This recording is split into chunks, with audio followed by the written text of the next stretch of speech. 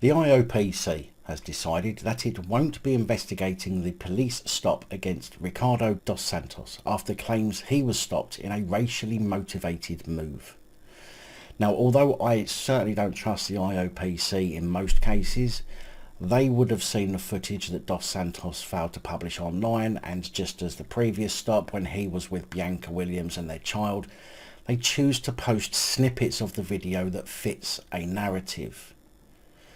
making it extremely difficult to identify what's actually happened and making it extremely easy to simply fall into the trap of believing the alleged victim of police brutality or discrimination, which is why I always advocate, if you have a video, upload the full length of it. I do know that some of the police are discriminatory, but as I've said before, simply being stopped because you're black by a white copper does not make the incident racist. There has to be proof of racism and or discrimination, because let's not forget, black folk are not the only ones discriminated against. Instead, the IOPC has returned the investigation back to the Metropolitan Police for them to investigate themselves via their Directorate of Professional Standards. Now, this does not mean the police involved are completely without any kind of blame,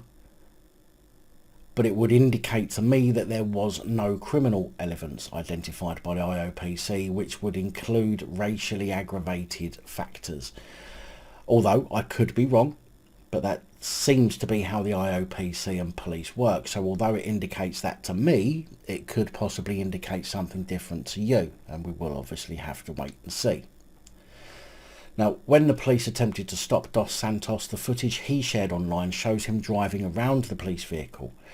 which I said in my previous video, due to what appears to be such a small gap between him and the police vehicle as it moves in front of him, I would have done exactly the same thing,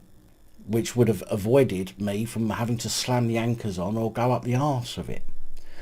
But Dos Santos then continued to drive for a further 2 miles before pulling over, saying he was looking for a more well-lit place to stop, although the dual carriageway he was on, based on the video footage, was very well lit. He was stopped initially under suspicion that he had been using his mobile phone, but upon showing the police his mobile phone, he says he was able to prove he wasn't and was allowed on his way. So, being stopped because you were suspected of something, proving you hadn't done what you had been suspected of, and then allowed to go on your way is racist now? That kind of happens to everybody.